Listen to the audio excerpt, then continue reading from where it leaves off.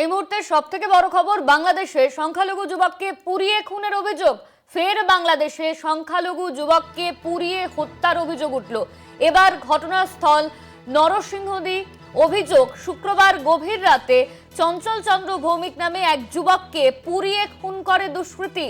আবারও একবার শিরোনামে বাংলাদেশ, যেখানে সংখ্যালঘুকে খুন করা হয়েছে।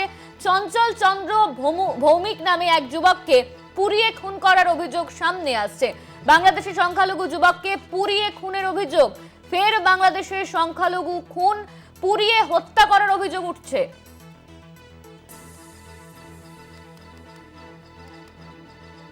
শুক্রবার গভীর রাতে চঞ্চল চন্দ্র ভৌমিক নামে এক যুবককে পুড়িয়ে খুন করা হয়।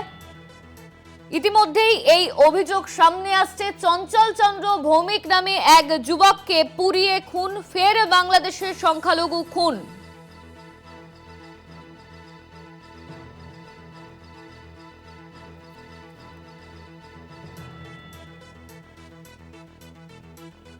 বাংলাদেশের সংখ্যালঘু যুবককে পুড়িয়ে খুনের অভিযোগ।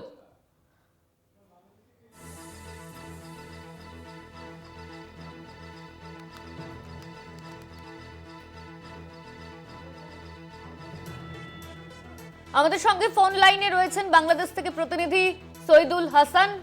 ইতিমধ্যেই আবারও শিরোনামে বাংলাদেশ, সংখ্যালঘু যুবককে পুড়িয়ে খুন করার অভিযোগ সামনে আসছে। কি জানা যাচ্ছে এই নিয়ে? ধন্যবাদ। তোমাকে যেভাবে বলছিলে যে বাংলাদেশে আসলে নরসিংদী জেলার পুলিশ লাইন এলাকায় এই মর্মান্তিক ঘটনাটি ঘটেছে। এটি মূলত একজন মুদি দোকানি চঞ্চল ভৌমিক। সে তার দোকানে থাকা অবস্থায় দোকানের বাইরে থেকে তালা লাগিয়ে দেওয়া হয় এবং তার পুরো দোকানটিতে পেট্রোল ঢেলে আগুন লাগিয়ে দেওয়া হয়। প্রায় 2 ঘন্টা ধরে পুরো দোকানটি জ্বলতে থাকে এবং ভিতরে চঞ্চল ভৌমিকও জ্বলতে থাকে। পরবর্তীতে ফায়ার ব্রিগেডের লোকজন এসে আগুন নিয়ন্ত্রণে আনলেও চঞ্চল ভৌমিককে আর বাঁচানো যায়নি।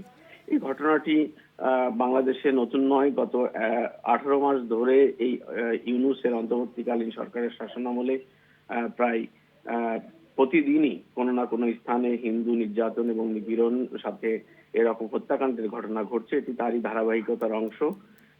অ্যাকচুয়ালি এখন পর্যন্ত পুলিশের পক্ষ থেকে এ ব্যাপারে কোনো পদক্ষেপ নেওয়া হয়নি। তবে স্থানীয় হিন্দু সম্প্রদায় এ নিয়ে একাধিক বিক্ষোভ করেছে বলে আমরা খবর পেয়েছি। শাহিদুল, এই ঘটনা কেন ঘটানো হলো, কি কারণ জানা যাচ্ছে? প্রশাসনের তরফে কি কোনো ব্যবস্থা নেওয়া হয়েছে? আমি আগেই বলেছি যে আসলে পুলিশের তরফ থেকে এখন পর্যন্ত তেমন কোনো ব্যবস্থা নেওয়া হয়নি এবং তার পরিবারের পক্ষ থেকেও তেমন কোনো আইনি উদ্যোগ এখন পর্যন্ত নেওয়া হয়নি। পরিবারটি মূলত আতঙ্কের মধ্যে রয়েছে।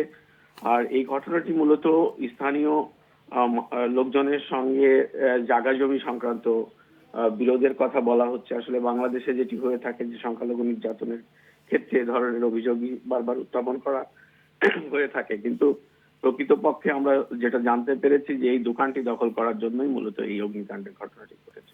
ধন্যবাদ তোমার সাইদুল। আমাদের সঙ্গে ফোন লাইনে ছিলেন আমাদের বাংলাদেশের প্রতিনিধি সাইদুল হাসান।